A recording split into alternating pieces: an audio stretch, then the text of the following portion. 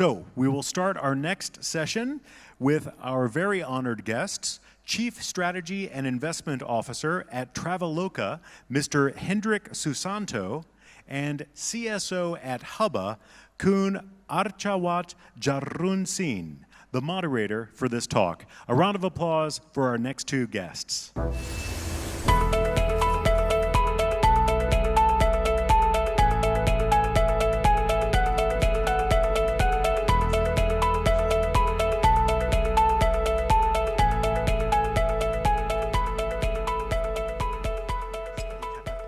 Sawasdee krab. Okay, good afternoon. My name is Om. I'm a moderator for this session, and it is my pleasure to introduce my good friend to you guys. Here's Hendrik. Hendrik is a friend of mine. He works for a travel agent. He sells plane ticket here, and he books hotel there and everywhere. He works for a company that value at about $4 billion US. So we're going to have a very good conversation today. Hendrik, are you ready? I'm ready. Thank you so much for having me here. It's an honor to be invited to Techsauce to speak to all of you this afternoon. All right. Okay. So if you can imagine back in the day, say 1492, right? It takes Christopher Columbus 10 weeks, to reach America, right? Today, on average, the transatlantic flight landed, 2,500 times a day, right? Traveling have changed so much, right? From the day that you browse, your internet, book your ticket, book your room, book your Grab or Uber to the airport, get checked in with the check-in kiosk, right? And then so and so and so, right? Book your restaurant, so and so. So almost all the aspects of traveling have changed. I was wondering, Hendrik, is there any one particular sector in travel industry that standing the test of time that can afford not to change, and what is the secret sauce? Okay, so some things technology still can't solve or change. So, for example, jet lag. It's actually interesting. The faster you travel, let's say you could travel from Bangkok to New York in 1 hour, and you leave Bangkok at noon and you arrive in New York at midnight, your body would have trouble adapting, so that doesn't change. The other thing that doesn't change is, for example, passport. You still need passport to travel outside the country. Visa, for many of us who have a passport that requires a visa to travel to most of the countries in the world, that's actually a hindrance. I can give you one example. In late 2016, Japan waived the requirement for Indonesians to get a visa to travel to Japan, and as a result, in 2017, the number of visitors from Indonesia to Japan increased by a third. And it just shows that the fewer barriers you put for people to travel from one place to another, the more people will travel. But beyond that, when you think of how people traveled even as recently as 10, 15 years ago, most people wouldn't know what it's like in their destination if they haven't been there before, right? So, and going back 20, 30 years, you would depend on your friends who've traveled somewhere about, well, what it's like to be in New York or Los Angeles or London. You would see slides or pictures, but these days it's so easy to understand what these other destinations are like, and technology has enabled that. Instagram, Facebook, sites like TripAdvisor, and so on and so forth, has made it really easy for us to understand, to prioritize, to plan, and that's something that we're doing as well. So as a company, we work hard on our products, focusing on making it easy for our customers. And just a little bit on Traveloka, we are founded in Indonesia 7 years ago, but we're now in 8 countries. Thailand is actually our second biggest market. My colleague T. Chayakun, who's here somewhere, started Thailand 4 years ago, and it's been really successful. So our intention from the beginning has been to make travel as easy as possible for our consumer and our users, and there are 50 million of them. Very good. You're talking about making sure that your customers are very happy. Is there anything that as a company Traveloka, right? How can you make sure that you continue to innovate? To improve on customer experience, especially come up with something that uniquely Traveloka, that only Traveloka can offer. Sure. So from day one, we've been fully focused on products. You compare us versus many of the other leading technology companies in Southeast Asia. We are very engineering and product focused. The company was founded by 3 engineers, all Indonesians. They all studied computer science in the US, and subsequently they worked in Silicon Valley, and came back and decided to start this company. And one of the perennial problems in building a technology company, and I'm sure many of you would sympathize with this, is talent, especially in Southeast Asia and most specifically in Indonesia. But because of the pedigree of our founders, them being really top engineers and had some notoriety in the software development world, we have been able to recruit the top talents from Indonesia in particular. So we currently have 3,000 employees, and about 500-600 of them are engineers. And I'm proud to say that 400 or so are actually Indonesians, and they are working out of a Jakarta office. And these are the top graduates from ITB, which is the MIT of Indonesia, University of Indonesia, and so on and so forth. So since day one, we've been fully focused on product. And that's important because we weren't the first OTA in Indonesia. When we entered the market in 2012, all the global players have been there, and the regional players have been there. But what we did was we focused on product, make our product so easy to use, so robust, that in comparison, if you book a plane ticket on our website or our app, you can get it done in 2 minutes or less, versus some other airlines that you might be going in indeterminate cycle. And second, what we did was focus on the younger travelers, the more budget-oriented travelers, the millennials. And there are so many of them. Southeast Asia is full of young people who are, millennials valuing experiences over material things, and they're digital native. So, and that creates a perfect match, because our founders were millennials. We're focused on a product, and therefore the younger people like that they have been able to use our product so much easier than many of the competing products. And that's why we have been able then, within a fairly short amount of time, because of the focus on product and the consumer, to achieve a leading position in Indonesia and hopefully in other markets in Southeast Asia. So following then the focus on the customer, we went from, initially we started out as a meta search engine. We quickly decided that we want to control the customer experience from end to end. Then we became an OTA.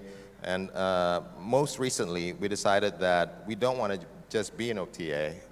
We want to be an application, an app, where people could discover possibilities in their lives. And this is still fairly focused on leisure things. So we launched the idea or hashtag that it's we want to empower discovery. What that means is, using our app, you could discover things to do in your leisure time, or where you want to travel, whether it's where you're living or working. Let's say after this conference, you want to decide, what restaurant to go. You could find it on Traveloka app, or you want to watch a movie and so on. Everything could be done from within our app. And the same thing is true. Let's say you're a Thai and you travel to Bali. You open our app in Bali because we know that you're traveling to Bali, and because you have a track record, purchasing history, and so on. We know your preferences. We could then recommend activities for you to do in Bali, and so on and so forth. So the emphasis going forward would be to create a complete value chain of products for our consumer, catering to their leisure and travel needs. That's pretty cool. I think to sum it up, I think first and foremost, your secret weapon is your people. Yes. Right? Who's really have deep understanding of the customers, the evolving change, so that they can deliver the product that really will meet the needs. Yeah. Okay, cool. We've been talking a lot about your company. Let's switch a little bit because company like yours is actually taking in a lot of data, for the travelers, right? You have access to a lot of data. Based on data that you have, if you were to speak to maybe some of the audience in this room operating within hospitality industries, hotels owners, restaurant owners, given the amount of data that you have, what would be your advice to these guys, right? Going forward, if you own a hotel, or if you own a restaurant or a massage, what are the type of investment that you need, to be investing to make sure that your product or your service remain relevant to future customers? List on Traveloka. No, but seriously, I think the technology is a great democratizing thing, right? So if you think 5-10 years ago, let's talk about massages and things like that, like experiences, activities. These are long tail type of things, right? But with technology, on our app, for example, if you open our app and it's not quite, we just launched experiences in Thailand yesterday. You could open our app and figure out activities for you to do. And this creates great access for the smaller business owners. If you work with us and list your activities and offering services on our platform, or any platform really that are serving the leisure customers or travelers, you would open up your business to customers from all around the world. And if you list your company or services on Traveloka, we could even recommend exactly the type of customer that you want, because we know these people who have been transacting on our platform for the past few years.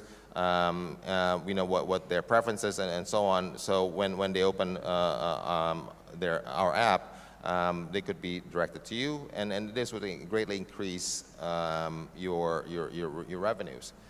So technology is a really fantastic thing, and I'd say to really open up to working with platforms such as us or any of the other players. Cool.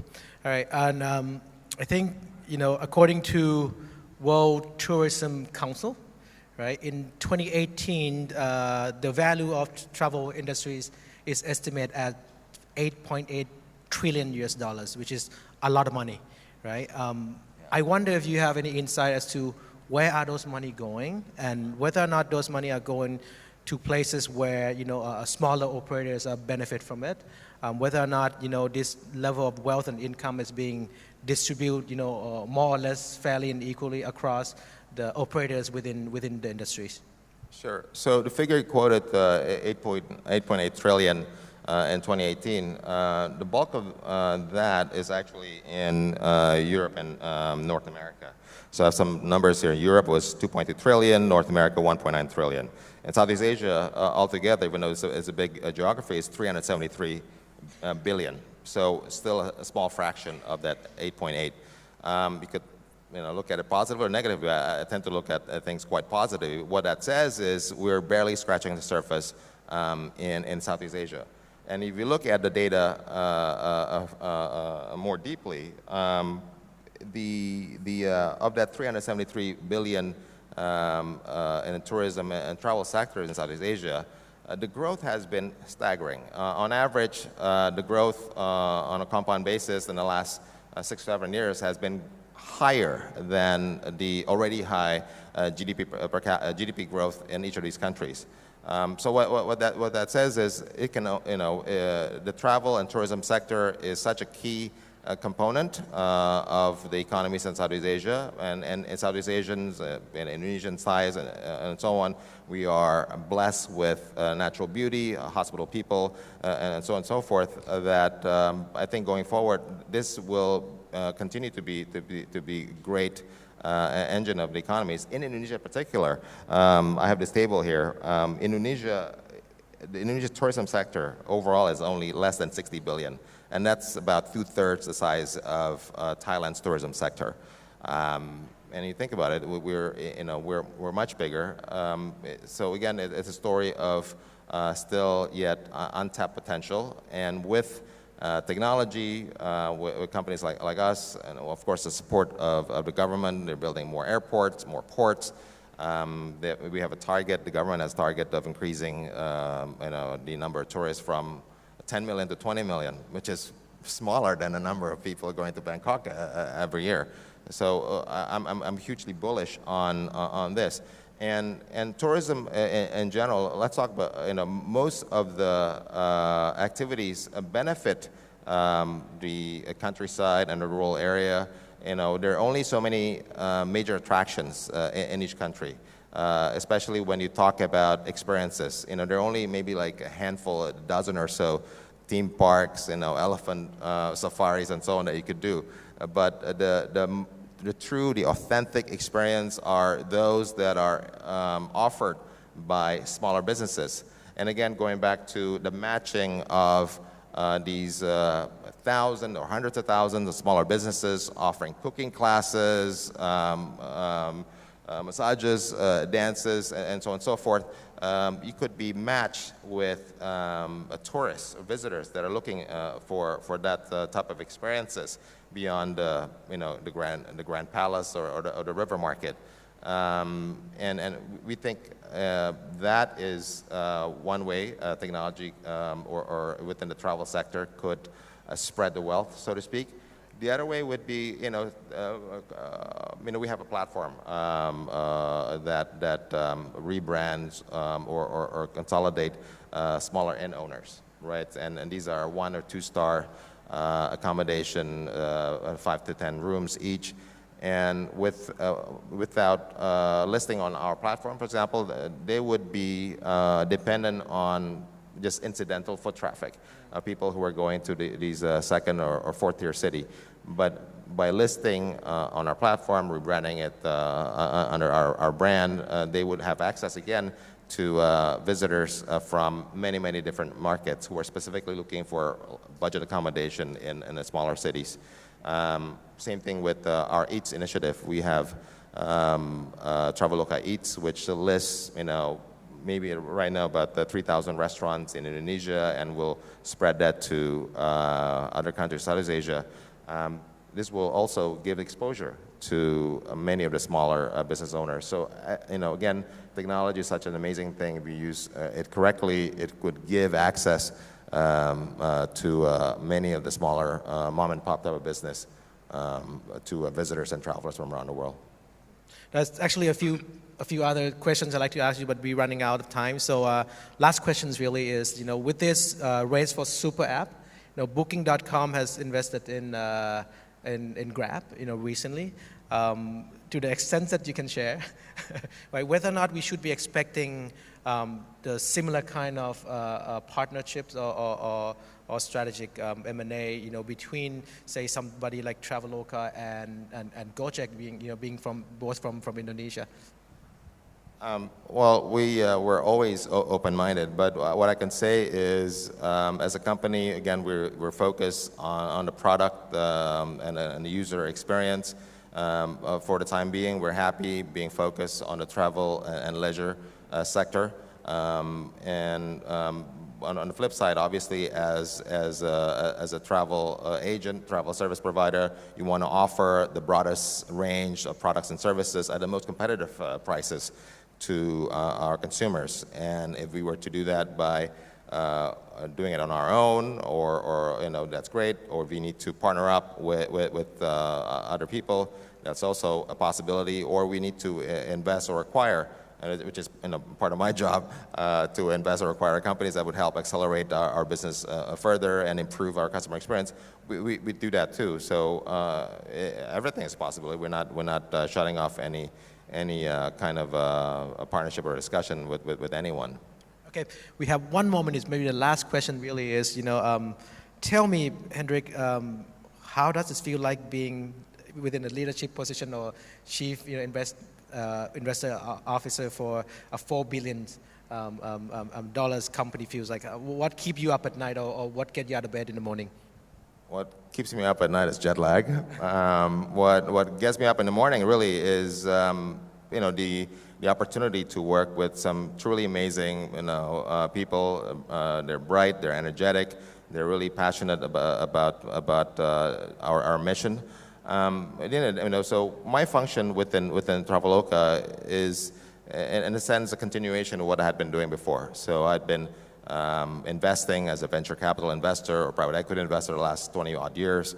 And here, I'm grateful for the opportunity to doing the same for a corporate that is regional, that is expanding quite rapidly, that's also within the technology sector. So it's hugely dynamic, and I get to see how decisions are made. I get involved in creating that decision and creating a strategy from internally. So it's very singular, unique opportunity. I'm so grateful for it. Okay. Well, thank you so much, Hendrik. I think we out of time, 3 seconds left. And thank you very much to the audience for being such a good audience. I'll see you next time. Thank you. Thank you so much.